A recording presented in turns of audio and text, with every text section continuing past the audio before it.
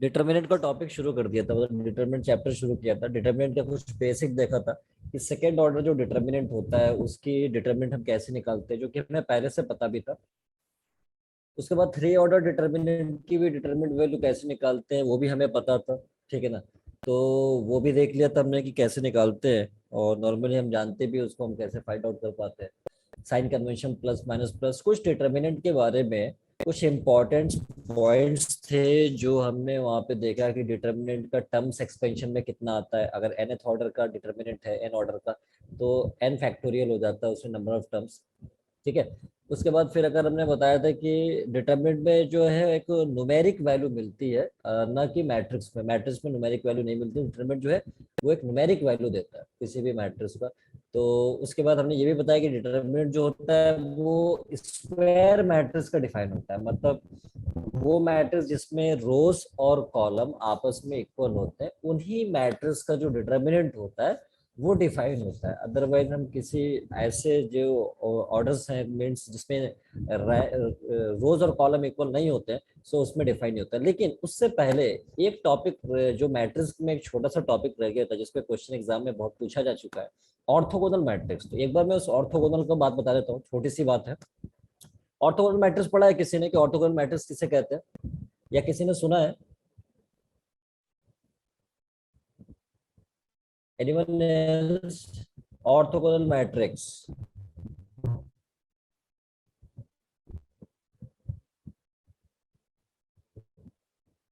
मंदिवल lecture lecture जो है वो कंप्लीट हो चुका है मैट्रिक्स का, लेकिन एक छोटा सा टॉपिक जो है वो रह गया था ऑर्थोगोनल मैट्रिक्स का, तो वो मैं यहाँ पे कंटिन्यू करूंगा थोड़ी देर के लिए। न्यू चैप्टर स्टार्ट तो हो चुका है, determinant determinant is started. New chapter determinant जो है वो स्टार्ट हो चुका है। डिटर्मिनेंट कल न्यू चैप्टर शुरू हो गया था, ठीक है ना। तो सबसे पहले तो मेरे को बताओ कि मैट्रिक्स में एक टॉपिक आता है ऑर्थोगोनल मैट्रिक्स। ऑर्थोगोनल मैट्रिक्स किसी ने सुना है क्या होता है? No sir. नहीं सुना तो ठीक है, तो अब सुन लो क्योंकि क्वेश्चन पूछा जा चुका है एग्जाम के अंदर, ठीक है। सो मैं यहाँ पे एक बार लिख देता हूँ, फिर हम आगे कंटिन्यू करेंगे डिटर्मिनेंट वाले टॉपिक को। ये टॉपिक रह गया था वैसे, ऑर्थोगोनल मैट्रिक्स। ऑर्थोगोनल मैट्रिक्स क्या होता है, तो सबसे पहले तो मैं इसमें लिखूंगा the matrix A for which the matrix A for which for which for which A into A transpose, मतलब matrix A into A transpose या ए ट्रांसपोज इंटू ए, ये अगर आइडेंटिटी दे देते हैं तो हम ये कहते हैं कि जो मैट्रिक्स ए होगा वो ऑर्थोगोनल मैट्रिक्स होगा। समझ आया क्या बोला? मैट्रिक्स ए यस कुछ सर। इस तरह से कि ये मैट्रिक्स अपने ट्रांसपोज से मल्टीप्लाई होने के बाद या उसका ट्रांसपोज और ए से मल्टीप्लाई होने के बाद अगर आइडेंटिटी दे दे तो हम ए जो मैट्रिक्स है उसे हम बोलते हैं ऑर्थोगोनल मैट्रिक्स। इसे बोलते हैं हम ऑर्थोगोनल मैट्रिक्स। अब जैसा कि हमने आपको बताया था, एक प्रॉपर्टी भी बताया था इनवर्स के अंदर, अगर आपको याद हो कि ए इंटू ए इनवर्स या ए इनवर्स इंटू ए ये आइडेंटिटी होता है। बताया था नहीं बताया था? अरे बताओ, बताया था क्या? ए इंटू ए इनवर्स या ए इनवर्स ए ये आइडेंटिटी होता है, ठीक है। ये हमने बताया था। तो अगर मैं कंपेयर करूं यहाँ पे कि जो तो ए ट्रांसपोज इनवर्स के बराबर होगा, मतलब मैं कह सकता हूँ कि जो ए ट्रांसपोज है वो ए इनवर्स के बराबर होता है। किसके लिए? For orthogonal matrix. This is for orthogonal matrix. समझ आया यहाँ तक? जल्दी बताना। Yes sir. हाँ, यस तो सर। मैंने ये बताया कि ऑर्थोगोनल मैट्रिक्स जो होता है उसे कहते हैं जो अपने ट्रांसपोज से मल्टीप्लाई करने के बाद आइडेंटिटी दे दे, या अगर हम इस प्रॉपर्टी से अगर हम कंपेयर कर दें, ये जो प्रॉपर्टी बताया था तो उसमें अगर कंपेयर करें तो ए इनवर्स आइडेंटिटी होता है। तो यहाँ पे अगर कंपेयर करूँ तो ए ट्रांसपोज ए इनवर्स, तो ये भी कह सकता हूँ कि मैट्रिक्स का ट्रांसपोज अगर उसके इनवर्स के बराबर है तो ऑर्थोगोनल मैट्रिक्स होता है। और ऐसा कौन सा स्पेशल मैट्रिक्स होता है, तो आइडेंटिटी होता है। अगर एन ऑर्डर का आइडेंटिटी मैट्रिक्स लो, उसका ट्रांसपोज निकालो तो इसके इनवर्स के बराबर होता है। इसलिए हम कहते हैं कि आइडेंटिटी मैट्रिक्स जो है वो एक तरह से ऑर्थोगोनल मैट्रिक्स हो जाती है। समझ आई बात? ठीक है, तो हमारा जो आइडेंटिटी मैट्रिक्स होगा वो एक ऑर्थोगोनल मैट्रिक्स हो जाएगा। अब इसमें एक बात और ध्यान में हमें रखना होता है, वो क्या कि इसमें एक पॉइंट हम यहाँ पे ध्यान में रखेंगे नोट में। नोट में पॉइंट क्या रखना है कि determinant value, the determinant value, the determinant value of determinant value of an orthogonal matrix, of an orthogonal matrix is either of plus one, either of plus one और minus one. मतलब इसको अगर हम combine करके लिखे तो plus minus one हो सकता है, ठीक है ना, either of this and this. अब ये कैसे होता है, तो इसके लिए हम यहाँ पे देख सकते हैं कि मैंने बताया कि मैट्रिक्स ए और ए ट्रांसपोज ये आइडेंटिटी के बराबर होगा जब ए को हम ऑर्थोगोनल मैट्रिक्स कहते हैं। जब ए हमारा ऑर्थोगोनल हो जाएगा मैट्रिक्स, सो मुझे ए और ए ट्रांसपोज आइडेंटिटी के बराबर है। अब इधर भी मैट्रिक्स है, इधर भी मैट्रिक्स है, तो दोनों तरफ डिटर्मिनेंट अप्लाई कर देता हूँ। डिटर्मिनेंट अप्लाई किया, हमने बताया था कि डिटर्मिनेंट जो है वो डिस्ट्रीब्यूट हो जाता है। अगर अंदर दो या दो से ज्यादा मैट्रिक्स है तो उनका डिटर्मिनेंट अप्लाई करने पे डिटर्मिनेंट क्या हो जाता है, डिटर्मिनेंट जो होता है वो डिस्ट्रीब्यूट हो जाता है। तो इसको मैं determinant A into determinant A transpose is equal to, identity का डिटर्मिनेंट वन होता है, हम सबको पता है। हमने प्रॉपर्टी में बताया था कि कोई भी मैट्रिक्स ए है उसका डिटर्मिनेंट और इसके ट्रांसपोज का जो डिटर्मिनेंट होता है वो आपस में क्या होता है, इक्वल होता है। बताया था नहीं बताया था, जल्दी बताना मेरे को, बताया था क्या मैंने ये? Yes sir. ठीक है, तो इसका Yes, मतलब sir. मैं इसे, इसका मतलब मैं इसे डिटर्मिनेंट ए लिख सकता हूँ, ये पहले से डिटर्मिनेंट ए है, is equal to one. So determinant A square हो गया वन के बराबर। सो डिटर्मिनेंट ए की value plus minus one, square root लेने के बाद प्लस माइनस का साइन आता है। इसका मतलब ये जो बात हमने बोला था यहाँ पे, determinant value of an orthogonal matrix is either plus one और माइनस वन, वो यहाँ से आता है प्रूफ होने के बाद। तो समझ आ गया, याद रहेगा ये बात? Yes sir. Yes, sir. चलिए, तो अब हम लोग जो है वो डिटर्मिनेंट वाले टॉपिक को कंटिन्यू करते हैं। ये मैट्रिक्स का छोटा सा टॉपिक हमारा रह गया था जो कि हम देख लिए, ठीक है ना। तो अब हम बात करते हैं कि जो डिटर्मिनेंट है, डिटर्मिनेंट में हमने पहले सेकंड ऑर्डर का डिटर्मिनेंट बता दिया था कि कैसे ओपन होता है, वो आपको पहले से पता भी था। और थर्ड ऑर्डर का डिटर्मिनेंट भी देख लिया था, कुछ इंपॉर्टेंट पॉइंट्स थे नोट के अंदर वो डिटर्मिनेंट के रिगार्डिंग, वो देख लिया था। अब हम बात करेंगे अगला माइनर्स एंड कोफैक्टर्स का। सो अगला हेडिंग हो जाएगा यहाँ पे minors and cofactors, minors and cofactors, minors and cofactors. तो माइनर्स एंड कोफैक्टर्स में सबसे पहले अगर मैं बात करूं तो मैं माइनर की बात करूंगा यहाँ पे सीक्वेंस वाइज। तो मैं यहाँ पे माइनर की बात कर रहा हूँ। तो माइनर में पहले तो आप स्टेटमेंट लिखो जरा, लिखो माइनर में, लिखे इसमें the minor M I J, the minor M I J, M I J मतलब ऐसे, the minor M I J of an element, the minor Mij of an element Aij, the minor Mij of an element Aij, of an element Aij is obtained by, is obtained by, is obtained by after deleting, after deleting, after deleting, after deleting the ith row, ith row and jth column, ith row and jth column, jth column, jth column in a given determinant, in a given determinant। लिख लिया सभी ने?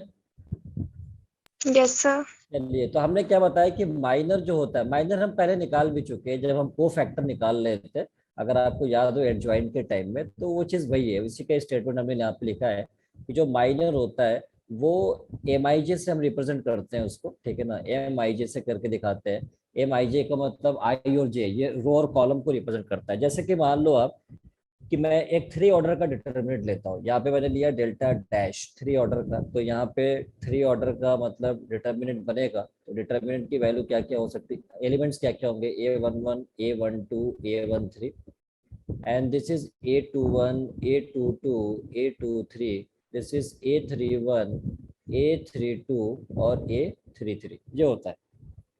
अब मेरे को अगर पूछा जाए कि भाई बताओ कि A11 का माइनर क्या होगा, ये मुझसे पूछा जाए कि बताओ A11 का माइनर क्या होगा, या तो पहले तो मैं क्या करूंगा, मैं इसको एक्सपेंड करता हूँ। जब मैं इसको एक्सपेंड करूंगा तो यहाँ पे प्लस आएगा, ये माइनस आएगा, प्लस आएगा। एक्सपेंड करने के लिए सबसे पहले इसे लिखते हैं, ठीक है ना, A11 ये लिख लिया। फिर एक डिटर्मिनेंट बनता है, इसको हटाने के बाद, इसके कॉलम और इसके रो को हटाने के बाद, तो क्या मिलेगा यहाँ पे A22 A23 A32 A32 और A33, ये मिलेगा मेरे को, ठीक है। उसके बाद अगला साइन माइनस के साथ आता है, दिस इज A12। फिर एक डिटर्मिनेंट बनेगा सेकेंड ऑर्डर का। अब इसके कॉलम और इसके रो को मैं हटा दूंगा। इसे हटाने के बाद A21 A23 यहाँ पे आएगा, A21 A23, उसके बाद A31 A32 A31 A32 ये आता है। उसके बाद प्लस के साइन तीसरा आता है A13, और फिर उसके बाद यहाँ पे डिटरमिनेंट बनेगा, इसके कॉलम और रो को आप हटा दोगे, A21 A22, इसे लिखोगे A21 A22, और इधर होता है A31 A31 A32। तो ये जो डिटर्मिनेंट आता है, दिस इज, ये जो डिटर्मिनेंट है मतलब इसको हटाने के बाद, इसको हटाने के बाद ये जो डिटर्मिनेंट आता है, ये इसकी वैल्यू, इसे हम कहते हैं M11, यानी किसका माइनर, 11 का, क्योंकि इसका माइनर है M11। समझ आया, इसको हम क्या बोलेंगे, M11। उसी तरह से अगर हम इसकी बात करें तो ये जो डिटर्मिनेंट आता है, this is the minor of A12, तो इसलिए मैं इसको दिखाते हैं M12। M12 का मतलब minor of element first row second column, यानी इसका माइनर है। उसी तरह से इसकी बात करेंगे तो इसे हम कहेंगे कि minor of element first row third column M13, तो ये हमारा माइनर हो गया। तो अगर किसी भी एलिमेंट का मुझे माइनर निकालना है, किसी भी एलिमेंट का, तो हम क्या करते हैं, वही हमने बताया था, minor MIJ of an element AIJ is obtained by after deleting, delete करने के बाद उस रो और कॉलम के एलिमेंट्स को, ith row and jth column, यानी इसके कॉलम और इसके रो के एलिमेंट को हटाने के बाद जो बच गया, उसका डिटर्मिनेंट जो आता है वो हमारा माइनर होता है। तो अगर मैं इसको थोड़ा देखूं इस तरह से, तो ये A11 तो था यहाँ पे, तो इधर M11 हो गया, ठीक है। और इधर कितना हो गया, -A12 और M12, तो मैं इसे लिख सकता हूँ -A12 M12, और प्लस इधर अगर देखा जाए तो मैं लिख सकता हूँ A13 M13, तो इधर हो गया A13 और M13, ठीक है। तो ये डेल्टा डैश इसके बराबर आया, ठीक है। तो अगर मेरे को किसी भी एलिमेंट का माइनर चाहिए, जैसे मान लो मेरे को माइनर चाहिए इस एलिमेंट का, A22 का माइनर चाहिए, तो मैं क्या करूंगा, इसके कॉलम और इसके रो को हटा दूंगा, तो A11 A13 A31 A32 इसका डिटरमिनेंट निकाल लूंगा। तो यहाँ से जो डिटरमिनेंट वैल्यू आएगा वो माइनर ऑफ A22 हो जाएगा, जिसको हम M22 कहते हैं। उसी तरह से आप इसका निकाल लोगे, इसका निकाल लोगे, किसी भी एलिमेंट का आप माइनर बहुत आसानी से निकाल सकते हो। क्लियर है ये बात यहाँ तक? Yes, sir. चलिए, तो अब माइनर के बाद हम अगली बात करेंगे कोफैक्टर्स पर, ठीक है ना। तो अगला जो यहाँ पे हमारा हेडिंग है, दैट इज कोफैक्टर्स। कोफैक्टर्स को हम जैसे रिप्रेजेंटेशन कैसे भी कर सकते हैं, कोई ऐसा फिक्स्ड नोटेशन नहीं होता है, बट आपके बुक में कैपिटल A से शो करता है ऐसे बोल्ड लेटर में, लेकिन हम यहाँ पे C से शो कर सकते हैं, ठीक है ना। तो किसी से भी रिप्रेजेंट करें उससे कोई मतलब नहीं है, मतलब समझ में इसके एक्चुअल आना चाहिए कि क्या होता है। तो कोफैक्टर्स में जरा लिखे जरा, इसमें स्टेटमेंट कोफैक्टर्स में लिखिए जरा, देखिए the cofactor Cij, the cofactor Cij of the element, the cofactor Cij of the element Aij, the cofactor Cij of the element Aij is a minor Mij, is a minor Mij, but with proper sign, but with proper sign। तो पहले बता दो, लिख लिया सभी ने? मैं एक बार फिर से रिपीट कर देता हूँ, एक बार फिर से रिपीट कर दो। The cofactor of element Aij is Mij, is AMIJ but with proper sign. मतलब क्या हुआ, को फैक्टर को हम ऐसे दिखाएंगे CIJ, ठीक है, इस तरह से जनरल फॉर्म में। तो ये कह रहा है कि जो को फैक्टर होता है किसी भी डिटर्मिनेंट का, वो एक तरह से क्या होता है, वो माइनर होता है। माइनर मतलब MIJ होता है बट प्रॉपर साइन के साथ होता है। मतलब साइन का मतलब ये -1 टू द पावर I+J, ये हम फॉर्मूला यूज करते हैं को फैक्टर के लिए। This formula is to be use, ठीक है ना, ये हम यूज करते हैं। तो आप जैसे मान लो कि अगर मेरे को को फैक्टर चाहिए I और J 1 1 का, तो C11 लिखेंगे, तो -1 की पावर 1+1 आता है, M11 हो जाता है। तो -1 का स्क्वायर तो प्लस हो जाएगा, तो मतलब ये M11 हो गया। अगर मुझे निकालना हो सपोज C12, तो मैं क्या लिखूंगा, -1 की पावर में 1+2, और इधर हो गया M12। तो -1 का पावर 3 जो ऑड हो गया तो नेगेटिव हो जाएगा, इसलिए मैं -M12 लिख सकता हूँ। उसी तरह से अगर C13 निकालना हो मेरे को, तो -1 की पावर में क्या लिखूंगा, 1+3, और M13 यहाँ पे लिखूंगा। -1 की पावर 1+3 का मतलब 4 हो गया, और -1 की पावर 4 तो प्लस ही होगा, तो ये सिंपली क्या हो जाएगा, M13 हो जाएगा। तो इस तरह से जो कोफैक्टर होते हैं साइन के साथ जो माइनर आता है, मतलब या +M11 हो गया, या पे माइनस हो गया, इसे हम कोफैक्टर कहते हैं, जो कि जनरल फॉर्मूला हमारा ये है।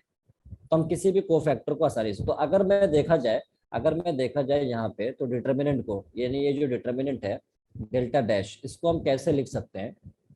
डेल्टा डैश को जरा देखना आप ध्यान से यहाँ पे, कि ये जो M11 है, M11 को मैं यहाँ से C11 लिख सकता हूँ। तो आप देखो यहाँ पे क्या आ गया, A11 C11। अच्छा, उसके बाद यहाँ पे देखो -M12 को C12 लिख सकता हूँ। तो अब मेरे को बताओ, अगर मैं इधर ये जो माइनस है, इस माइनस को मैं इधर शिफ्ट कर दूं, तो ये क्या हो जाएगा, प्लस होगा, होगा नहीं होगा, जल्दी बताना। Yes, sir. ठीक है, तो मैं इसे लिख सकता हूँ +A12 और M12, ये हमने लिख दिया, +A12 M12, और ये M13 किसके बराबर था, C13 के। तो ये हो जाएगा, सॉरी यहाँ पे C है, सॉरी C है यहाँ पे, C12, क्योंकि हमने इसको C के फॉर्म में लिखा हुआ है। तो दिस इज C12 हो गया, और प्लस अगला जो एलिमेंट है यहाँ पे A13, वो C13 के बराबर हो जाएगा, A13 and this is C13। So this is determinant value in terms of cofactor. तो इससे एक बहुत बड़ा इंपॉर्टेंट रिजल्ट हमको पता चला है, वो हम प्रॉपर्टीज में आपको बताएंगे। वो क्या, कि ये जो डिटर्मिनेंट वैल्यू है किसी भी डिटर्मिनेंट का, जो डिटर्मिनेंट वैल्यू है, ये A11 A12 A13, A11 A12 A13 कौन सा एलिमेंट है, ये रो के एलिमेंट है, फर्स्ट रो के एलिमेंट है। और इनका जो करस्पॉन्डिंग कोफैक्टर्स है, A11 का C11, A12 का C12, A13 का C13, इनका प्रोडक्ट का जो सम है, इनका प्रोडक्ट का सम, वो डिटर्मिनेंट की वैल्यू के बराबर आता है। जैसे कि यहाँ पे देखो डिटर्मिनेंट वैल्यू डेल्टा डैश इसके बराबर आ रहा है, समझ आया। तो कोई भी एलिमेंट उस रो का और उसका खुद के जो कॉमन फैक्टर है, उसी रो के, सेम रो के करस्पॉन्डिंग कॉमन फैक्टर का प्रोडक्ट करके अगर हम सम करते हैं, तो वो डिटर्मिनेंट की वैल्यू के बराबर होता है। ये सब प्रॉपर्टी में डिटर्मिनेंट में अभी लिखवाने वाला हूँ। अभी बताओ, यहाँ तक सब क्लियर है। मुझे लग रहा है अभी कुछ लोग सो रहे हैं अभी, आज आज जो है बहुत शांति दिख रही है। क्या बात है, सब खैरियत तो है। फिर लाइट चले गई। लाइट चली गई, अरे लाइट तो किसी एक की चली गई होगी ना, बाकी सभी के यहाँ पे लाइट चली गई। मुझे तो लग रहा है सबकी बत्ती गुल हो और चुकी बारिश भी हो रही है सर, फिर है। बच्चे भी कम है अरे आज। क्या बात है, इधर इतनी गर्मी पड़ रही है, उधर इतनी अच्छी बारिश चल रही है, बताइए कितने खुश फिर नसीब। बहुत दिनों बाद हुई हमारे यहाँ। क्या, बहुत दिनों बाद हुई हमारे यहाँ भी। अच्छा अच्छा, कोई बात नहीं। हाँ तो अरे बाकी सब जग रहे नहीं जग रहे हैं यार, अभी यस सर। आज क्या है आज, अच्छा अच्छा, राधिका, हाँ ये तो है, राधिका क्लास में बहुत एक्टिव रहती है, ये बहुत अच्छी बात है, ठीक है ना। तो एक्टिव रहना चाहिए क्लास के अंदर, सो फिर भी मजा आता है पढ़ाई का, ठीक है। चलिए, तो अब हम बात करते हैं यहाँ पे प्रॉपर्टीज का, बिकॉज डिटर्मिनेंट की प्रॉपर्टीज वेरी मोस्ट इम्पॉर्टेंट। तो अब आप प्रॉपर्टीज थोड़ा लंबी चौड़ी है तो उसको आप लिखिए, क्योंकि वो बहुत जरूरी है, ठीक है। अदरवाइज विदाउट प्रॉपर्टी हम जो है उसे नहीं समझ सकते क्वेश्चन को अच्छे तरीके से। तो अब यहाँ पे मैं कुछ प्रॉपर्टीज की यहाँ पे बात करता हूँ। प्रॉपर्टीज वैसे मैं यहाँ पे अगर चाहूँ तो, अगर स्टेटमेंट ना लिखूँ तो मैं एक नोटेशन के तौर पे वैसे चलो ठीक है लिख लो आप, जरूरी है स्टेटमेंट समझना जरूरी है।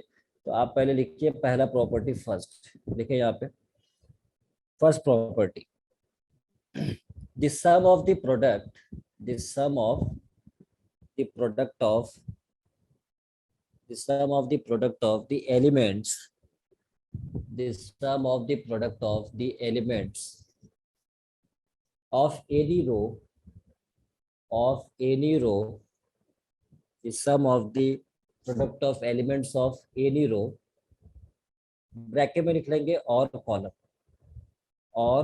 Column with their corresponding cofactors, with their corresponding cofactors is always equals to the value of the determinant, is always equals to the value of the determinant. मतलब यही हमने स्टेटमेंट बताया, ठीक है। मैंने ये बताया कि sum of the product of the elements of any row या एनी कॉलम, मैंने बताया किसी भी रो के या किसी भी कॉलम के अगर हम बात करें तो उसका जो डिटरमिनेंट सम जो होता है डिटरमिनेंट वैल्यू के बराबर होता है। जैसे मान लो हमने जो डिटरमिनेंट लिया, जैसे मान लो यहाँ पे मैं एक जो डिटरमिनेंट लिया था हमने यहाँ पे डेल्टा डैश, वो यहाँ पे A11 एलिमेंट था, A12 और A13 था। यहाँ पे A21, A22, A23, यहाँ पे A31, A32, A33। तो मैंने ये बताया कि जो डिटर्मिनेंट वैल्यू है इसका प्रूफ भी हमने यहाँ पे कर दिया था कि आप देखो यहाँ पे बराबर है। तो जैसे मान लो कि आपने ये रो ले लिया, ये रो और इसका कोफैक्टर्स, तो मान लो रो ले लिया A11, A12, A13, ये रो लिया और इनके करेस्पॉन्डिंग सेम रो के करेस्पॉन्डिंग कोफैक्टर C11 इसका हो गया C12, इसका हो गया C13 और इनका सम कर दे प्रोडक्ट के बाद, ये प्रोडक्ट हो गया और इनका सम कर दे तो डिटरमिनेंट की वैल्यू के बराबर होता है, यानी डेल्टा डैश के बराबर होता है। समझ आया? Yes sir. अगर मैं सपोज ये ले लेता हूँ इस रो का, तो इस रो को मैं अगर पहले लिखूं तो मैं क्या लिखूंगा, देखना यहाँ पे लिखता A21, इधर लिखूंगा A22, इधर लिखूंगा A23 और इसके करस्पॉन्डिंग सेम रो का कोफैक्टर ले लेता हूँ। तो कोफैक्टर अगर मैं ले लूँ यहाँ पे तो देखो C21 आएगा, इसका C22 आएगा, इसका C23 और फिर इनका प्लस कर दूं तो भी ये वैल्यू डिटर्मिनेंट के बराबर होगा। इस प्रॉपर्टी में यही कहने की बात है। अच्छा, जरूरी नहीं है सिर्फ रो, कॉलम भी ले सकता हूँ। जैसे मान लो कि हमने इस वाले कॉलम को ले लिया, लेट अस सपोज ये कॉलम ले लिया फर्स्ट कॉलम, तो फर्स्ट कॉलम अगर हमने ले लिया तो इसका कोफैक्टर, इसका जो कोफैक्टर है यानी फर्स्ट कॉलम पहले आप देख लो कौन कौन सा है, A11, A21, A31 आपने लिखा यहाँ पे A11, A21, A31 ये लिख लिया और इसके जो करस्पॉन्डिंग सेम कॉलम के कोफैक्टर्स यानी C11, C21 और C31 और इनका प्लस कर दिया जाए तो डिटर्मिनेंट की वैल्यू के बराबर होता है सेम। बात समझ में आ गई होगी अभी? Yes sir. ठीक है, तो ये बात हमेशा याद रखना है। कई बार एग्जामिनर क्या कर देता है, इसकी वैल्यू पूछ लेता है क्या है, तो हम क्या करते हैं, हम जो है अलग से A11 यहाँ पुट करते हैं, फिर इसका कोफैक्टर निकालते हैं बहुत मेहनत करके, फिर यहाँ पे फिर इसका कोफैक्टर, फिर इसका कोफैक्टर निकालने का तरीका पता ही है। आफ्टर डिलीटिंग मान लो इसका कोफैक्टर निकालना है, इसके कॉलम और रो के एलिमेंट को हटा के डिटरमिनेंट, तो उसमें हमारा टाइम वेस्ट हो जाता है अगर मेरे को प्रॉपर्टी नहीं पता है तो। हम क्या करते हैं भाई, हमें पता है कि इसका जो सम आएगा डिटरमिनेंट की वैल्यू के बराबर है, हम डिटरमिनेंट सॉल्व कर ले। तो बजाय इसके कि हम अलग अलग एलिमेंट का कोफैक्टर निकाले, सिंपली हम डिटरमिनेंट सॉल्व कर लेंगे तो जो भी डिटरमिनेंट वैल्यू होता है और ये हमारा आंसर हो जाएगा। बहुत बार तो ये रिजल्ट पूछ लिया जाता है कि बताओ किसके बराबर है, तो डिटरमिनेंट डेल्टा के बराबर हो जाता है। अब ये 3 ऑर्डर का लिया है, अगर सेकेंड ऑर्डर का होगा तो सेकेंड ऑर्डर में भी यही बात होगी, बस उसमें फर्क क्या होता है, उसमें 2 रोज होते हैं और 2 कॉलम होते हैं। तो ये प्रॉपर्टी फर्स्ट, आई होप कि ये बात क्लियर हो गया होगा। Yes sir. चलिए अब सेकेंड प्रॉपर्टी पे आ जाइए। सेकेंड प्रॉपर्टी देखिए, इसमें देखिए if sorry the sum of the product of the sum of the product of the elements, sum of the product of the elements of any row, bracket में होगा और column, the sum of the product of elements of any row or column with their corresponding cofactors with their corresponding cofactors of another row or column of another row or column is always equals to 0, is always equals to 0। अब मतलब क्या हुआ कि जो हम same row का ले रहे थे कोफैक्टर, अगर अदर अदर रो से ले ले या सेम कॉलम का जो ले रहे थे अदर कॉलम से ले ले, तो उसका प्रोडक्ट का सम 0 हो जाता है। जैसे कि मान लीजिए इसी एग्जांपल में जो डेल्टा डैश, जैसे मान लीजिए यहाँ पे हम बात करते हैं A11, मान लो कि यहाँ पे है, जैसे हमने ये एलिमेंट लिख लिया फर्स्ट रो का एलिमेंट हमारा ये था A11 A11 A12 A13। अब फर्स्ट रो का एलिमेंट है लेकिन को फैक्टर हमने ले लिया सपोज सेकंड रो का या थर्ड रो का, किसी का भी ले लिया मैंने सेकंड या थर्ड में, तो सेकंड का मान लो ले लेता हूँ। तो सेकंड का को फैक्टर C21 C22 C23, तो इनका जो सम होगा वो हमेशा 0 के बराबर होगा। यही बात बोला गया। या मान लेता हूँ, मैं ले लेता हूँ, मैं थर्ड रो ले लेता हूँ सपोज। तो थर्ड रो का जो एलिमेंट है, जैसे थर्ड रो का एलिमेंट मैं यहाँ पे लिख लेता हूँ A31 A32 A33, और इसके जो कोफैक्टर्स है दूसरे के कोफैक्टर ले लेता हूँ। दूसरे का मतलब ये कि थर्ड रो का एलिमेंट लिया लेकिन कोफैक्टर में दूसरे का ले लेता हूँ। मान लो पहले वाले का कोफैक्टर ले लिया, तो C11 C12 C13 C11 C12 C13, तो इनका प्रोडक्ट का सम हमेशा 0 हो जाएगा। यही प्रॉपर्टी में कहा गया है। या सिर्फ रो की बात नहीं, कॉलम के लिए भी बात ये सही है। अगर मैं कॉलम ले लेता हूँ, मान लो कि मैंने ये ले लिया पहला कॉलम, तो A11 ए कॉलम ले लिया हमने A11, और कौन सा कॉलम था यहाँ पे A21 A31, ये ले लिया A21 A31, ये पहला कॉलम है। और किसी दूसरे कॉलम का कोफैक्टर से मल्टीप्लाई कर लिया, मान लो इस वाले का कोफैक्टर ले लिया हमने C12 C22 C32 C12 C22 C32, और फिर इनका सम कर दिया, तो डिटरमिन इनका जो सम है रिजल्ट वैल्यू वो 0 हो जाएगी। समझ आ गया? Yes sir. तो ये प्रॉपर्टी याद रखना है, बहुत बार एग्जाम में ऐसा पूछ लेता है कि भाई इसका सम क्या होगा। तो आप देखो कि जो एलिमेंट है और उसके कोफैक्टर्स अगर सेम रो का एलिमेंट है, सेम रो के कोफैक्टर से मल्टीप्लाई है, तो सम डिटर्मिनेंट के बराबर होता है। या सेम कॉलम है, सेम कॉलम के जो एलिमेंट का कोफैक्टर है उससे मल्टीप्लाई है तो डिटर्मिनेंट के बराबर। किसी अदर रो से हो गया या अदर कॉलम्स को कोफैक्टर से मल्टीप्लाई, तो सम 0 हो जाता है। This is second property. I hope ये सेकंड प्रॉपर्टी क्लियर हो चुका होगा। क्लियर है? आगे बढ़ू मैं? Yes sir. चलिए, तो मैं प्रॉपर्टी 3 की बात करता हूँ। प्रॉपर्टी 3 लिखिए जरा। देखिए, if in a given determinant, if in a given determinant rows and columns are interchanged, if in a given determinant rows and columns are interchanged, then the value of the determinant is unchanged. Then the value of the determinant is unchanged. मतलब क्या हुआ कि किसी भी determinant में रो और column को interchange कर देते हैं। जैसे याद है ना, ट्रांसपोज में यही तो करते थे ना। ट्रांसपोज में क्या करते थे कि किसी भी मैट्रिक्स का रोज और कॉलम आपस में इंटरचेंज कर देते हैं, तो डिटर्मिनेंट वैल्यू तो सेम ही रहता था, बताया था ना? यस याद सर। है? हाँ, यस तो सर। वही चीज हमने बताया कि इसके जितने भी रोज है सारे और सभी कॉलम आपस में अगर आप इंटरचेंज कर दो रोज और कॉलम को, सो डिटर्मिनेंट वैल्यू पे कोई इफेक्ट नहीं पड़ेगा। So this is property 3। अब हम बात करेंगे प्रॉपर्टी 4 का। तो प्रॉपर्टी 4 लिखेंगे।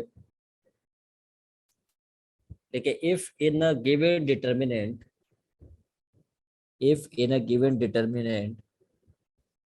any two rows or two columns, any two rows or two columns are interchanged, then the value of determinant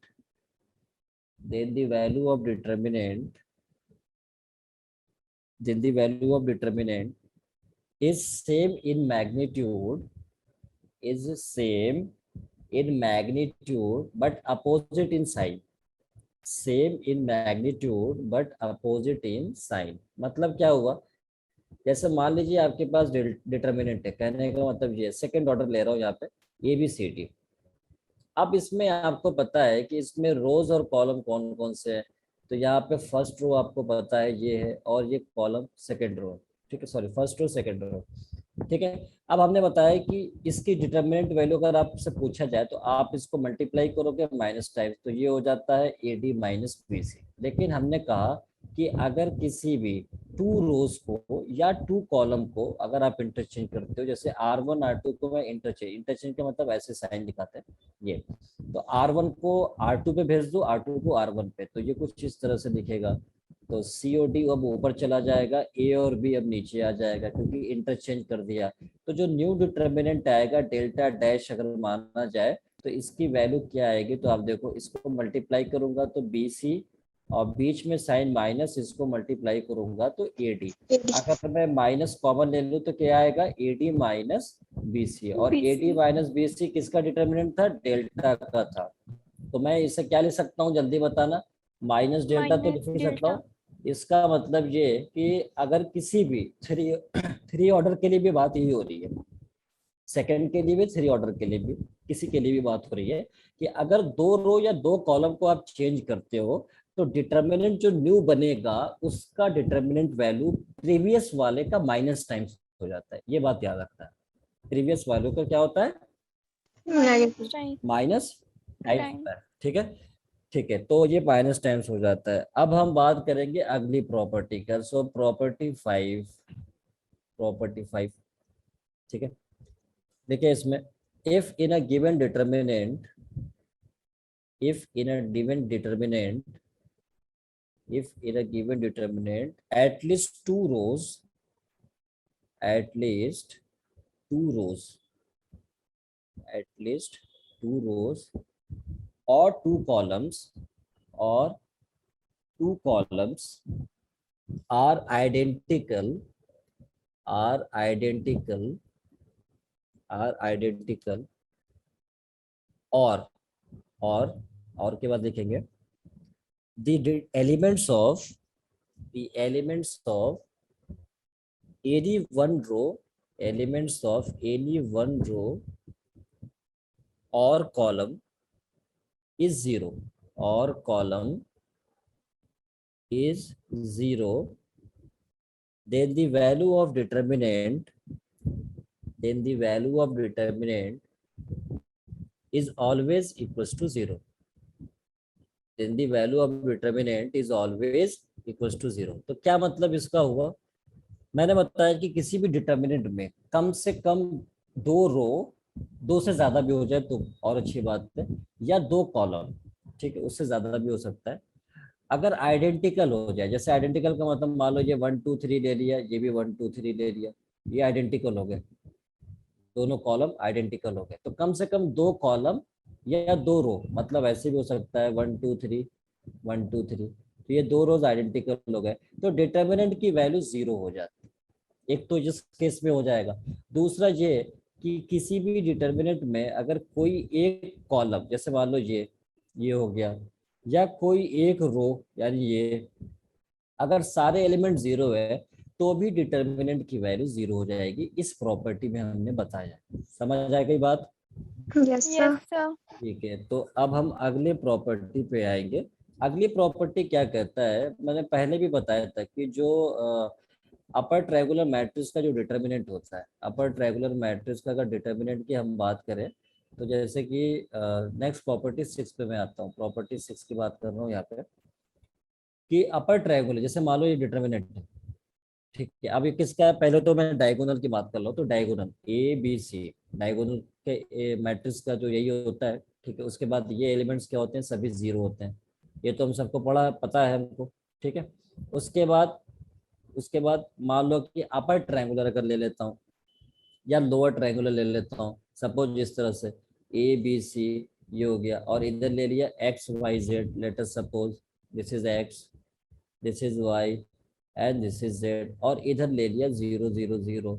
या अगर मैं डिटर्मिनेंट यहाँ पे ABC यहाँ पे ले लिया, ठीक है। और इसके अलावा जो एलिमेंट्स है, लाइक मैं इधर ले लेता हूँ इधर हमारा एक्स वाई जेड हो गया सपोज, और इधर ले लिया 0 0 0।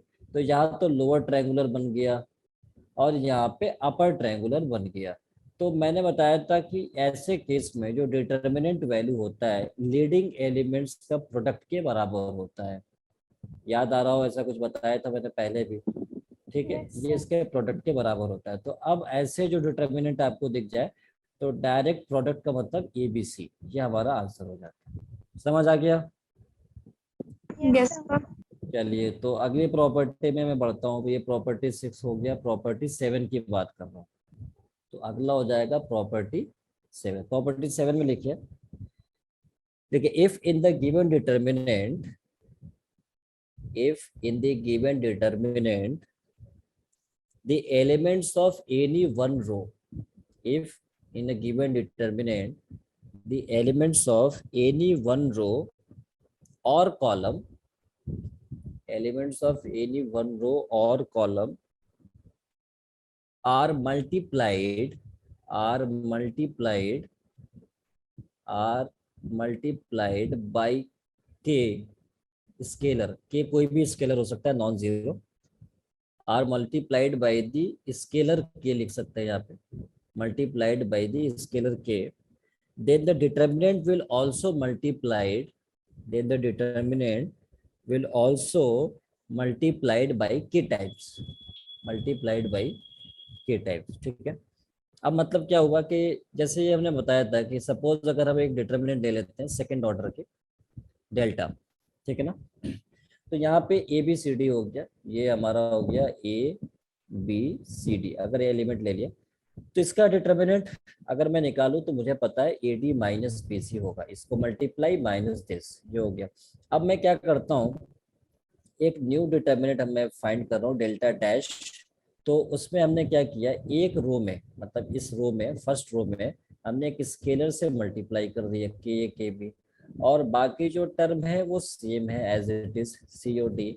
तो फिर अगर हम यहाँ पे देखें तो इसको मल्टीप्लाई करेंगे माइनस इसको, तो आप देखो उनमें से k A D minus k B C आएगा, जिसमें के कॉमन होके A D minus B C मुझको मिलेगा। ठीक है, और अगर मैंने दोनों में मल्टीप्लाई कर दिया, सपोज दैट मैं इसमें भी मल्टीप्लाई कर दूं के से, तो जो डिटर्मिनेंट बनेगा वो क्या बनेगा, के भी तो यहाँ पे था, अब हमने इसको भी मल्टीप्लाई कर दिया के सी के डी। तो अब ये किसके बराबर, ये इधर मल्टीप्लाई होगा तो के स्क्वायर ए डी मिलेगा, और माइनस इधर मल्टीप्लाई होगा तो के स्क्वायर बी सी मिलेगा, के स्क्वायर यहाँ पे कॉमन हो जाएगा, तो A D minus B C. इसका मतलब क्या पता चला, इसका मतलब ये, इसको मैं डेल्टा डबल डैश मान लेता हूँ। तो इस अभी जो डेल्टा डैश है ये पहले ये इसके डेल्टा के टाइम्स आ रहा था, लेकिन अगर दोनों रो में मल्टीप्लाई कर दिया, या दोनों कॉलम भी कर सकते हो, बात एक ही है, तो दोनों रो में या दोनों कॉलम में अगर हम के से मल्टीप्लाई कर दिए तो यहाँ पे के स्क्वायर आ गया, डेल्टा डबल डैश की जो वैल्यू है वो डेल्टा डैश के क्या आ गया, के स्क्वायर टाइम्स आ गया। तो इसका मतलब ये पता चला कि डिटर्मिनेंट वैल्यू किसी भी स्केलर से मल्टीप्लाई करने पे, मतलब अगर जितने रो हैं, अगर सेकंड ऑर्डर का है तो दो रो या दो कॉलम होगा, उन सब में अगर मल्टीप्लाई करेंगे तो डिटर्मिनेंट की वैल्यू जो प्रीवियस वाले से के स्क्वायर हो जाएगा। और अगर थ्री ऑर्डर का डिटर्मिनेंट है तो उसमें तीन रोज और तीन कॉलम होंगे, तो जब सभी से के को मल्टीप्लाई कर देंगे तो अब बताना मेरे को न्यू डिटर्मिनेंट के का पावर में क्या लेकर आएगा, थ्री ऑर्डर वाला के क्यूब। ये क्यूब लेके आएगा। तो अगर मैं जनरल फॉर्म में लिखा जाए मेरे को, जनरल फॉर्म में, तो के और ए मैं जनरल फॉर्म में लिख रहा हूँ, A is the nth order matrix है, उसका डिटर्मिनेंट है। अगर हम इससे मल्टीप्लाई कर दे तो जो न्यू डिटर्मिनेंट आएगा वो के टू द पावर एन, ये पावर एन और डिटर्मिनेंट ऑफ ए पहले वाले का nth पावर हो जाएगा। अगर हमने मान लिया कि इस के का सभी में मल्टीप्लाई कर दिया, एन ऑर्डर में सब में मल्टीप्लाई, तो ये प्रॉपर्टी है। और अगर यहाँ पे सपोज ए सेकंड ऑर्डर का होगा तो आप इसे कैसे लिखोगे, आप इसे ऐसे लिखोगे, आप लिखोगे के ए सेकंड ऑर्डर का है अगर, तो यहाँ पे इसे सेकंड ऑर्डर में हो तो दो रो, तो के स्क्वायर हो जाएगा डिटर्मिनेंट ऑफ ए। या अगर थर्ड ऑर्डर का ले लिया आपने तो यहाँ से के टू द पावर 3 और डिटर्मिनेंट ऑफ ए हो जाता है। तो वही जनरल फॉर्म में हमने nth ऑर्डर के लिए यहाँ पे लिखा हुआ है। ठीक है, तो k to the power n हो जाता है। क्लियर है सभी को ये? Yes sir. चलिए, तो ये प्रॉपर्टी 7 हो गया। अब हम लोग प्रॉपर्टी कुछ ऑलमोस्ट खत्म करने वाले हैं। अब अगला प्रॉपर्टी 8 लिख लीजिए यहाँ पे। प्रॉपर्टी 8 लिखिए इसमें, if there are given determinant, if there are given determinant, if there are given determinant, all the elements of any one row, all the elements of any one row or column, any one row or column are the sum of two terms, are the sum of two terms each, sum of two terms each, then the given determinants, then the given determinants can be decomposed, given determinants can be decomposed into two determinants, two determinants of same order, two determinants of same order।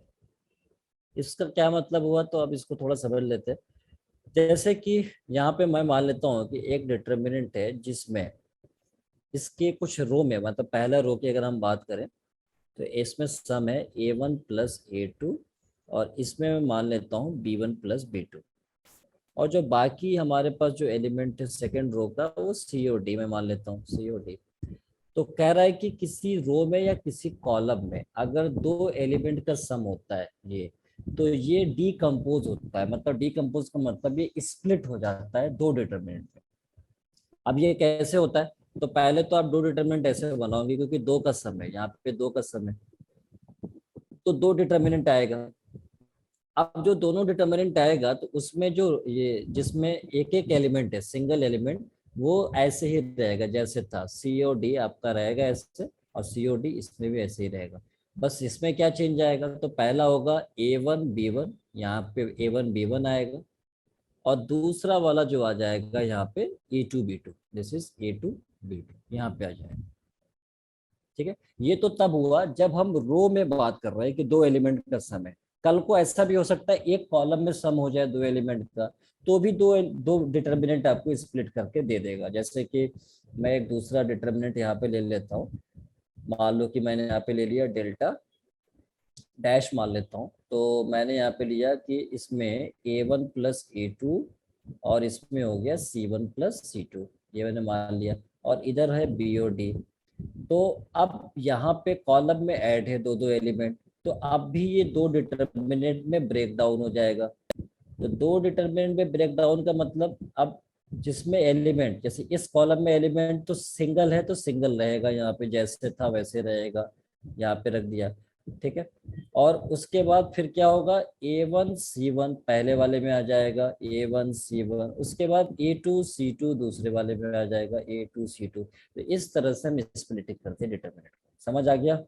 Yes sir. Yes ठीक है, sir. तो ये हमारा splitting कहलाता है। तो अब जैसे मान लो कभी ऐसा भी हो सकता है, जैसे मान लो कि मैं एक दूसरा डिटर्मिनेंट मान लेता हूँ डेल्टा डबल डैश, जिसमें सभी में दोनों रो या दोनों कॉलम में एडिशन हो गया। जैसे मान लो यहाँ पे A1 प्लस A2 हो गया, यहाँ पे हो गया B1 प्लस B2, यहाँ हो गया C1 प्लस C2, यहाँ हो गया D1 प्लस D2। अगर ऐसा हो गया तो फिर इस केस में हमें क्या करना पड़ेगा यहाँ पे। तो अब देखो पहली बात कि जितने एलिमेंट, अभी इसमें दो एलिमेंट थे, इसमें दो थे, आ गया ये, इस रो में दो थे तो दो, और इसमें तो एक ही है इनटू 1, तो टोटल नंबर ऑफ डिटर्मिनेंट दो मिल गए।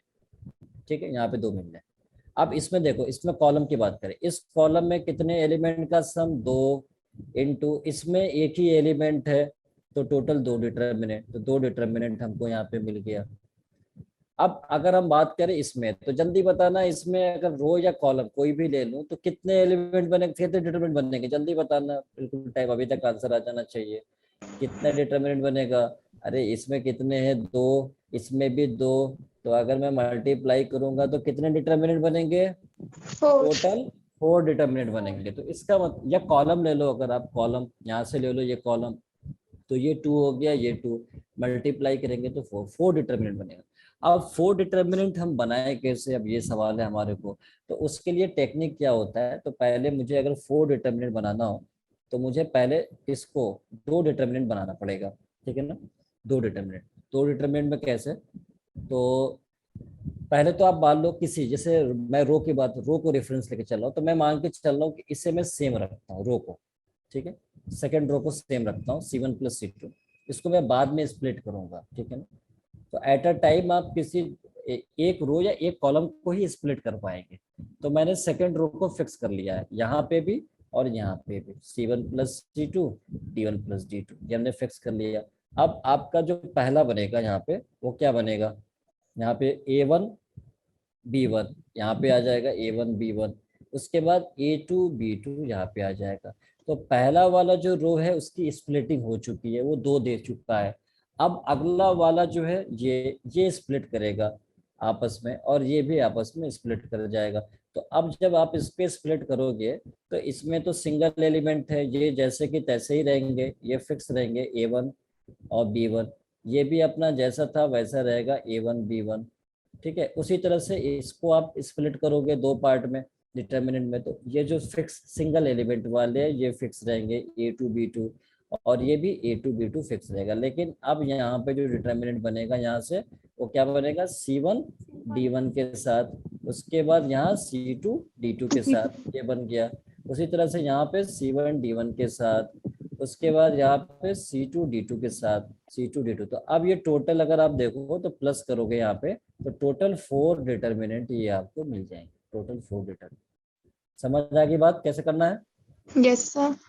ठीक है। तो ये डिटर्मिनेंट की स्प्लिटिंग होती है। अब जैसे कई बार ऐसा है, एक बार एक क्वेश्चन आया था एग्जाम के अंदर, जेई के अंदर क्वेश्चन आया था, उसमें बोला था कि एक रो में, ऐसे बोला था कि एक रो में यहाँ पे 6 एलिमेंट्स है, सॉरी कॉलम में, इसमें नहीं 3 एलिमेंट्स का सम है, उसने ये बोला 3 एलिमेंट्स का सम है, 3 एलिमेंट्स, जैसे यहाँ पे 3 एलिमेंट्स, ये डॉट का मतलब एलिमेंट्स दिखा रहा हूँ, ठीक है। तो 3 एलिमेंट्स का सम है, ठीक है, इसमें, ठीक है। और दूसरे वाले, ये पहला कॉलम में बोला कि पहले कॉलम में 3 एलिमेंट्स का सम है, और दूसरे कॉलम में बोला कि 2 एलिमेंट का सम है, यानी ऐसे ऐसे, डॉट का मतलब एलिमेंट, 2 एलिमेंट का सम है।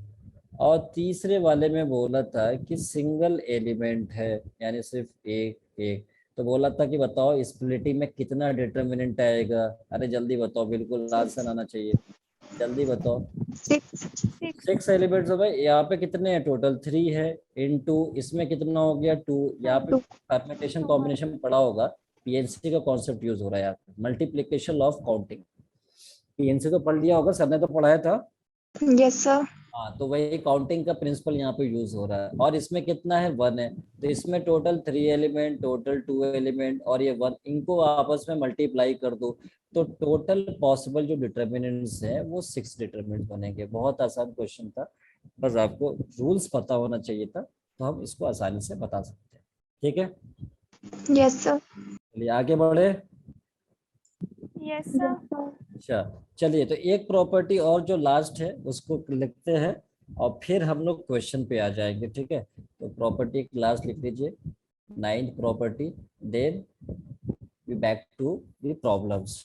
तो 9th प्रॉपर्टी लिखेंगे, if in a given determinant, if in a given determinant, if in a given determinant, elements of any row, elements of any row bracket में होगा और column, elements of any row bracket में और column are either या either added or subtracted, added or subtracted, added or subtracted, added or subtracted to the scalar multiple, to the scalar multiple of the elements, to the scalar multiple of the elements of another row, of another row or column, to the scalar multiple of the elements of another row or column then value of the determinant will not change, then value of the determinant will not change।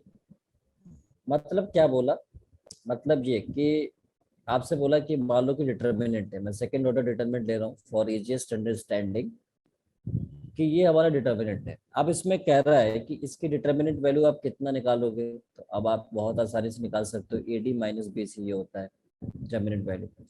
अब इसमें कह रहा है कि अगर कोई operation कर देते हैं इसमें, मतलब R1 में, मैं R1 में कर रहा हूँ, ये फर्स्ट रो है और ये सेकेंड रो, आप किसी में भी कर सकते हो। R1 में हम यहाँ पे R1 प्लस या माइनस कुछ भी कर सकते हो, ऐड या सब्ट्रैक्ट के R2, याद रहे यहाँ पे जो R1 है तो यहाँ कुछ और लेना पड़ेगा, या तो R2 या R3, ये दूसरा होता है स्केलर मल्टीपल। ऐसा नहीं है कि R1 और के R1 ले लिया गलत हो जाएगा। तो अगर हम किसी स्केलर में ऐड कर दें मल्टीपल का या सब्ट्रैक्ट कर दिया, जैसे ऐड कब हो सकता है, के की वैल्यू पॉजिटिव होगी तो, या के की वैल्यू कभी निगेटिव हो गया तो सब्ट्रैक्ट भी हो सकता है, ठीक है। तो अब इसमें कह रहा है कि अगर ऐड कर दे या सब्ट्रैक्ट कर दे, तो अभी मैं थोड़ी देर के लिए यहाँ पे, थोड़ी देर के लिए मैं यहाँ पे R1 प्लस के R2 ले लेता हूँ, ठीक है ना, के R2 माइनस नहीं लेके प्लस ले लेता हूँ, ठीक है, कोई फर्क नहीं पड़ेगा, आंसर हमारा सेम ही रहेगा। तो के मतलब R1 में हम चेंज कर दिए R1 प्लस के R2, तो R1 में ऑपरेशन कर रहे हैं तो न्यू डिटर्मिनेंट क्या बनेगा, डेल्टा डैश। देखना R1 में ऑपरेशन हो रहा है तो R2 सेम रहेगा, R2 मतलब ये तो हमारा सेम है बिकॉज इसमें कोई चेंज नहीं है, तो यहाँ पे COD। हाँ R1 में चेंज हो रहा है, तो R1 में जब चेंज होगा तो R1 में क्या आएगा, देखो R1, ये R1 का एलिमेंट है ये, तो R1 हमारा में ये एलिमेंट की अगर बात करें A है प्लस के, और इसका करेस्पॉन्डिंग R2 कितना है C, तो C। मैं इसको A प्लस के से लिख सकता हूँ। जल्दी बता रहा है, लिखूंगा नहीं लिखूंगा। Yes, sir. इसी तरह मैं इसको क्या लिखूंगा, बी K। प्लस के बी प्लस के डी लिख सकता हूँ, बी प्लस के डी, ठीक है। अच्छा अब मैं इसको स्प्लिटिंग टेक्निक तो यूज कर सकता हूँ ना, जल्दी बताना, अभी देखा था splitting technique. Yes, sir. Splitting technique से क्या लिखूंगा भाई, ये तो सेम ही है हमारे पास, जो वन एलिमेंट का है ये सेकंड रो, इसका स्प्लिटिंग में कोई रोल नहीं है, ये तो वैसे ही रहेगा CD, और यहाँ भी CD। हाँ यहाँ पे एलिमेंट चेंज हो सकता है, यहाँ पे AB पहले आ जाएगा, उसके बाद KC KD बाद में आएगा, KC KD। अब आप देख सकते हो कि AD और BC ये तो वही है ना जो डेल्टा था, ये वही है ना, AD यही तो डेल्टा था, जल्दी बताना, ये Yes, डेल्टा Yes, था, sir. ये डेल्टा। और प्लस अगर मैं इनमें से K को बाहर ले लेता हूँ, K को बाहर लेता हूँ तो यहाँ आएगा CD और CD, ये तो दोनों आइडेंटिकल हो गए, ये दोनों क्या हो गए, आइडेंटिकल। या आप ऐसे कर लो कि दो रो आइडेंटिकल हो गए या दो कॉलम, बात तो सेम ही है ना, आइडेंटिकल है कि नहीं है। तो yes, आइडेंटिकल होने पे डिटरमिनेंट वैल्यू क्या होता है, बताया था 0। प्रॉपर्टी में, 0। तो इसका मतलब ये टर्म 0 होकर सिर्फ बचेगा आपके पास डेल्टा, जो कि डेल्टा डैश पहले वाले के बराबर आ गया। तो मतलब वही हमने यहाँ पे स्टेटमेंट लिखवाया है कि किसी रो में या किसी कॉलम में अगर आप ऑपरेशन करते हो किसी दूसरे स्केलर मल्टीपल का रो या कॉलम ऐड करके सब्ट्रैक्ट करके, तो डिटर्मिनेंट पे कोई फर्क नहीं पड़ेगा। यानी अगर मान लो यहाँ पे माइनस लेता मैं KR2 माइनस, तो यहाँ पे क्या आता, माइनस आ जाता, तो आंसर पे फर्क थोड़ी आता है, -0 हो जाता, -0 लिखूं +0 लिखूं वो तो 0 ही है, खत्म हो जाएगा, सिर्फ इसके बराबर होगा।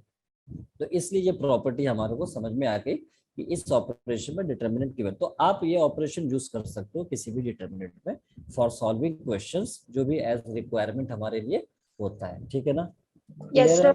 अब मैं क्वेश्चन पे आता हूँ, तो क्वेश्चन में सबसे पहले तो बेसिक क्वेश्चन की बात करूंगा। बेसिक क्वेश्चन में हमारा जो माइनर्स और कोफैक्टर्स वो आप मेरे को खुद बताओगे, ठीक है ना, क्योंकि इतना तो आपने कर लिया होगा। Find the minor of elements, find the minor of minor elements of element 6 की बात करो, यहाँ पे एलिमेंट्स नहीं एलिमेंट होगी, एलिमेंट 6 इन द डिटर्मिनेंट, और डिटर्मिनेंट की वैल्यू यहाँ पे, मतलब डिटर्मिनेंट आपको दिया होगा, मतलब ओवरऑल डिटर्मिनेंट आपको यहाँ पे दिया होगा, इस डिटर्मिनेंट 1 2 3 4 5 6 7 8 9। अब ये आपसे कह रहा है कि जो 6 एलिमेंट है, 6 कहीं यहाँ पे छुपा हुआ है, इसको इसका माइनर आपसे पूछ रहा है कि क्या होगा। तो मतलब अगर मैं इसको नोटेशन में लिखूं तो ये सेकंड रो का एलिमेंट है और थर्ड कॉलम का है, तो मैं इसको M23 लिख सकता हूँ, यानी M23 आपसे पूछ रहा है इसके लिए इसकी वैल्यू। तो माइनर की वैल्यू जल्दी बताना मेरे को।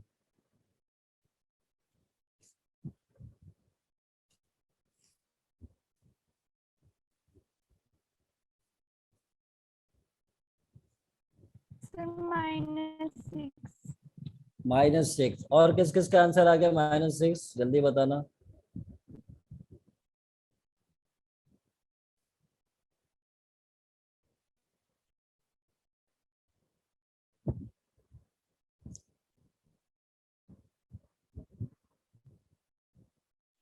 -6 किस किस के आ गए आंसर, जल्दी से।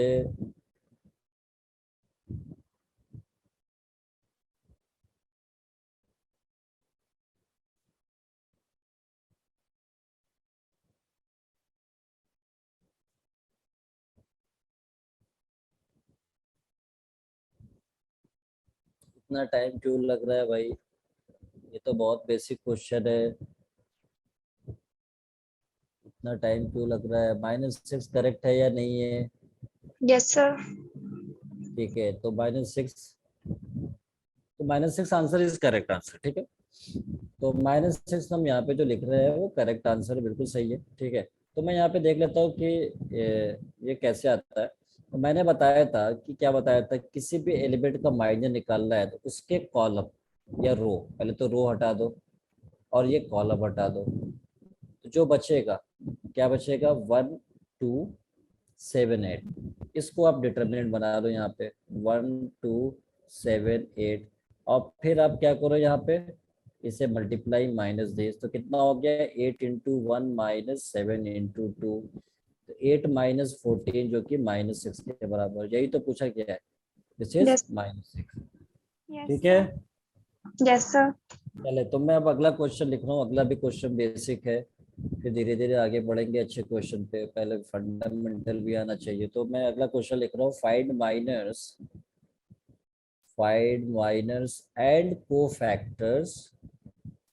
and cofactors of the elements of the elements of the elements of the determinant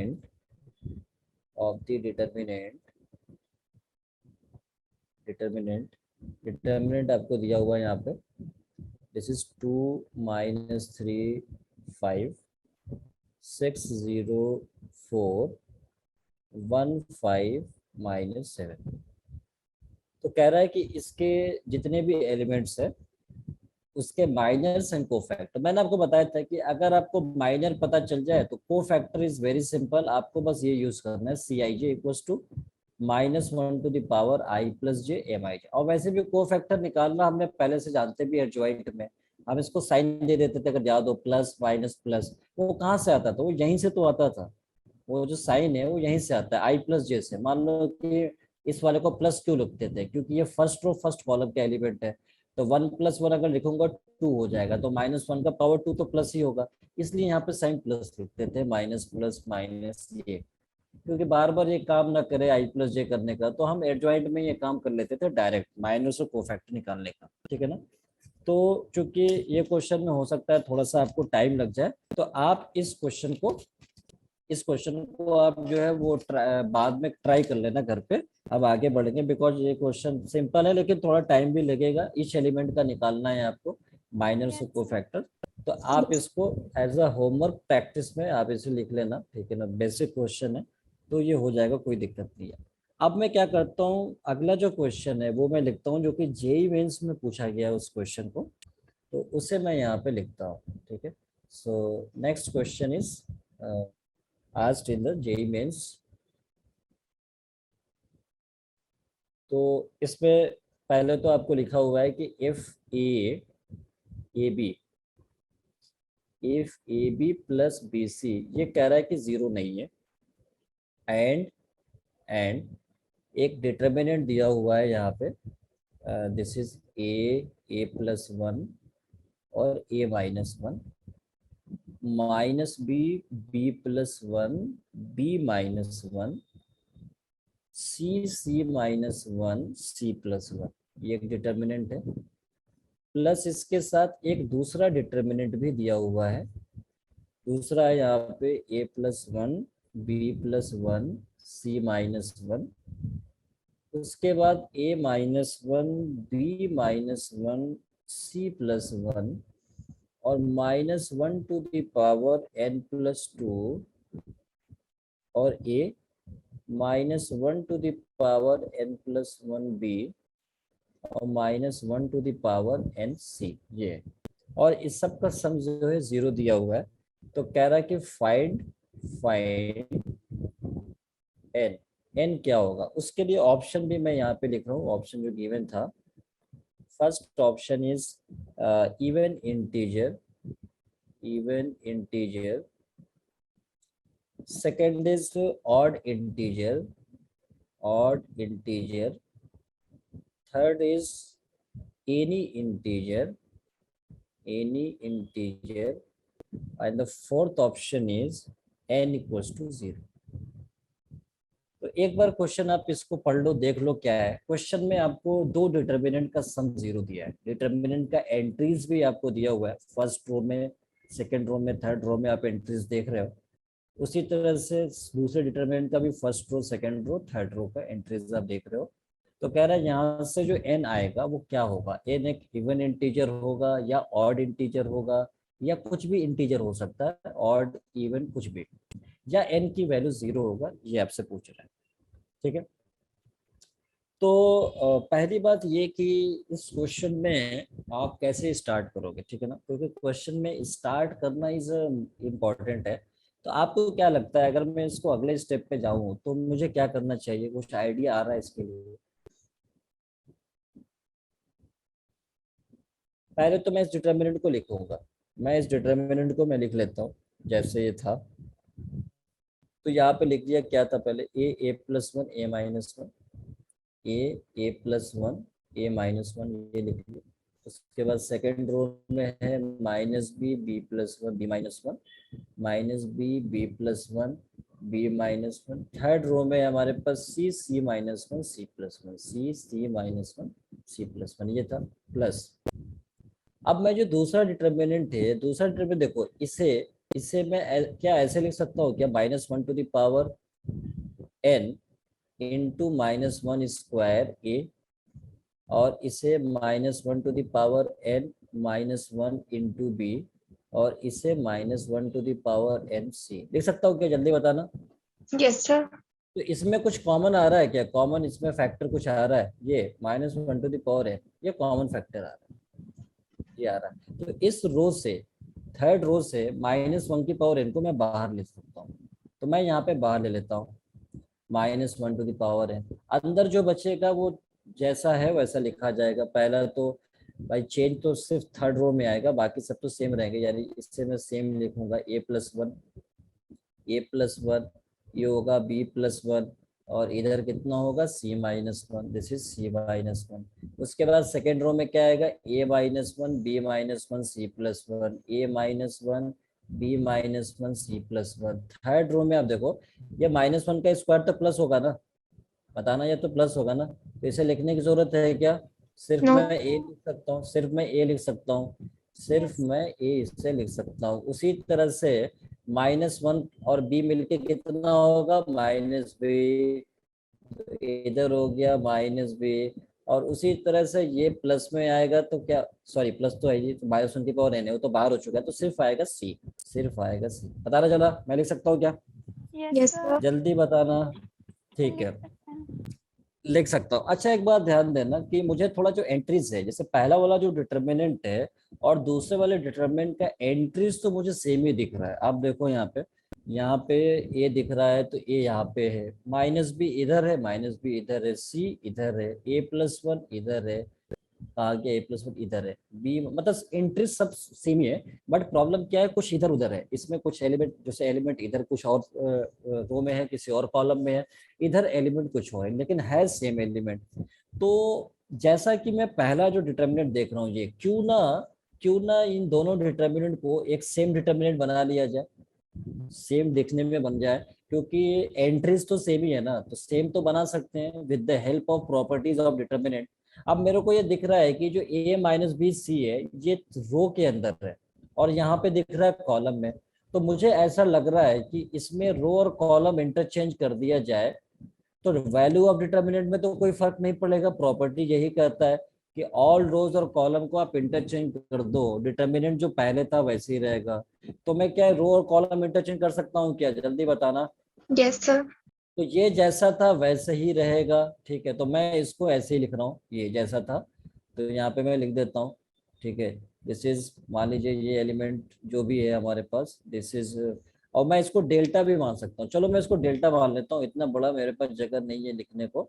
तो आप इसको ध्यान से देखना, याद रखना कि ये डेल्टा है, हमने इसको डेल्टा मान लिया था, ठीक है, डेल्टा याद रखना ये है, ठीक है। और प्लस इधर क्या था, -1 की पावर n, ये -1 टू द पावर n तो था। अब इधर की हम बात करते हैं, तो इधर हमने रोज और कॉलम को इंटरचेंज कर देते हैं। तो मान लो फर्स्ट रो फर्स्ट कॉलम में लेके आ जाओ, a+1 b+1 c-1। Second row second column में लेके आ जाओ, a-1 b-1 c+1। Third row third column में a-b और c किया गया। अभी भी मेरे को सेम नहीं दिख रहा है इसके बराबर, ये इधर है फर्स्ट कॉलम में, ये थर्ड कॉलम में है, तो कुछ कॉलम का आपस में, दो कॉलम का इंटरचेंज कर सकता हूँ। तो आप मेरे को बताओ जल्दी से कि मैं यहाँ पे इसको इंटरचेंज कर सकता हूँ, ये कॉलम C1 और C3, ये C1 है और ये C3 है। तो मैं क्या करता हूँ कि जो C1 और C3 है उसको मैं इंटरचेंज कर दूंगा, तो बताओ कि न्यू डिटर्मिनेंट पहले से कितना हो जाएगा। प्रॉपर्टी क्या कहता है, कोई भी दो कॉलम या दो रो को इंटरचेंज करने के बाद जो न्यू डिटर्मिनेंट है वो क्या हो जाता है, सेम रहता है या माइनस टाइम्स हो जाता है पहले वाले का, जल्दी बताना मेरे को।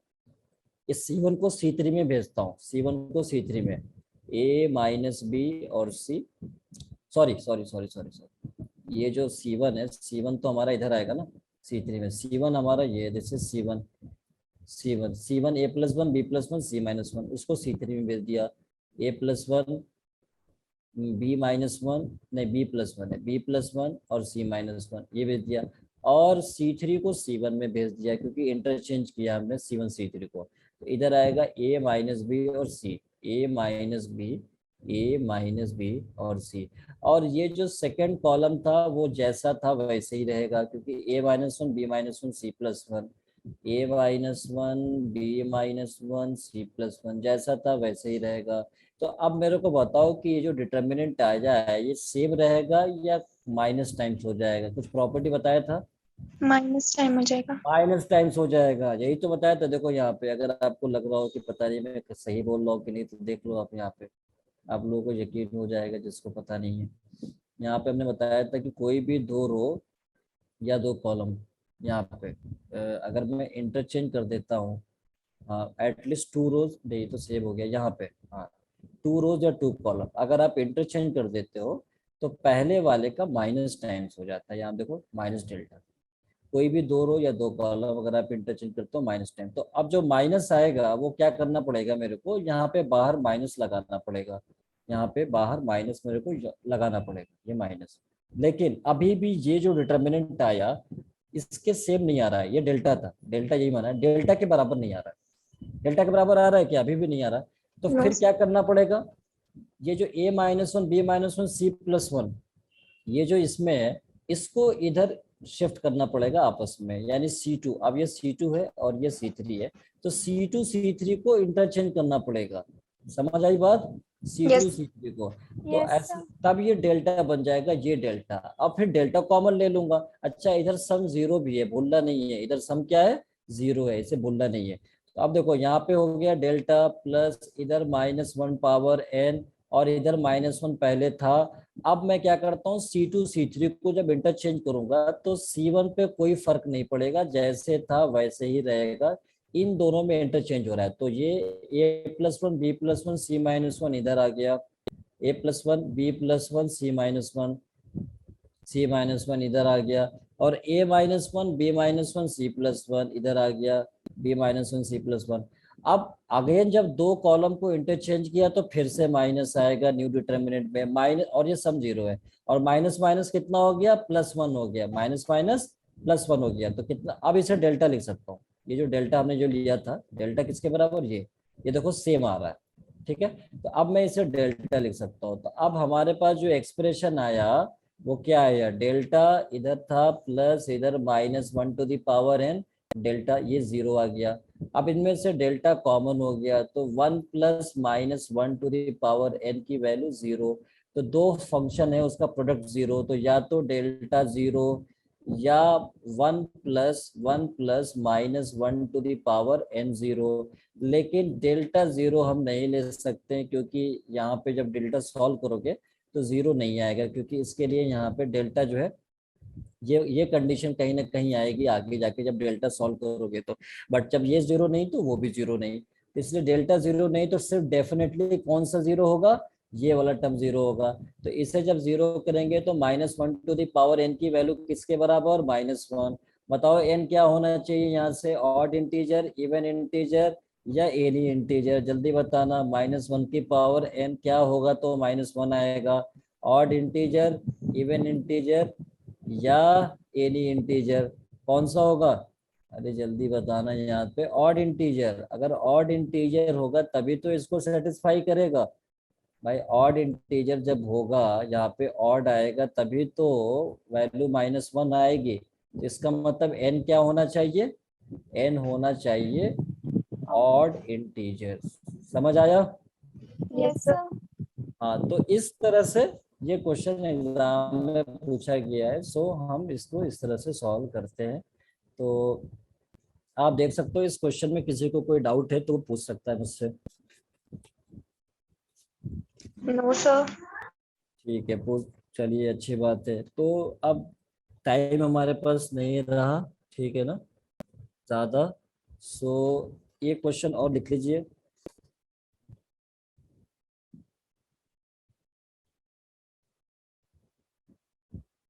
जल्द से जल्द हम लोग चैप्टर को कंप्लीट करके फिर हम लोग दूसरे पार्ट में आएंगे, ठीक है, जो हमारा चैप्टर है कंटिन्यूटी डिफरेंशियबिलिटी। सर ने करा दिया है क्या आप लोगों को, नो सर। कर कराया नहीं कराया, अभी नहीं कराया सर ने। आता ही हुआ है अभी। अच्छा, चलिए कोई बात नहीं, बता देना मेरे को कहाँ तक हुआ है, उसके आगे कंटिन्यू कर दूंगा। वैसे भी कंटिन्यूटी चैप्टर है तो आगे कंटिन्यू करना ही पड़ेगा। Yes sir. 2x² -50 4x³ -500, ठीक है, 1 2 1 2 3। ये क्वेश्चन एडवांस में पूछा गया है, ठीक है। Then find f1 f3 plus f3 f5 और प्लस f5 f7 इसकी वैल्यू पूछ रहा है क्या होगा, ऑप्शन में दिया, आप इसे ट्राई कर लेना, ठीक है ना। अभी टाइम तो नहीं है, नेक्स्ट क्लास में हम इसको डिस्कस करेंगे इसका आंसर। ऑप्शन यहाँ पे है, फर्स्ट हमारे पास f1 और सेकंड ऑप्शन है यहाँ पे f3, third option is f1 + f3 and the fourth option is f1 + f5, ये, ठीक है। तो क्वेश्चन में फिर से यहाँ पे बोल देता हूँ, ये fx है x - 3 2x² -18 3x³ -81 है, x - 5 2x² -50 4x³ -500 1 2 3। तो कह रहा है कि then find f1 f3 + f3 f5 + f5 f7। Option आपके पास है, कल आप मेरे को आंसर बताना, फिर हम इसके आगे कंटिन्यू करेंगे। Okay, so yes. Thank you so much and good evening once again and कल thank will you sir. Continue in the, thank you, good evening sir. Good evening. Sir शायरी तो सुना दो। किस, कौन, किसी सर ने कुछ बोला? शायरी शायरी सुना अच्छा दो। शायर, अरे शायर, शायरी देखो, शायरी डेली होने का मजा खत्म हो जाएगा, बीच बीच में होता रहेगा, ठीक है ना। तो फिर कभी कर लेंगे। डेली कोई चीज बहुत ज्यादा हो जाता है तो फिर आदमी को इंटरेस्ट चला जाता है, तो आप उसको इंटरेस्ट को मेंटेन रखने के लिए थोड़ा सा उसमें गैप चाहिए। तो आप गैप लेना, फिर हम अगली बार में कर देंगे। ओके। Okay sir.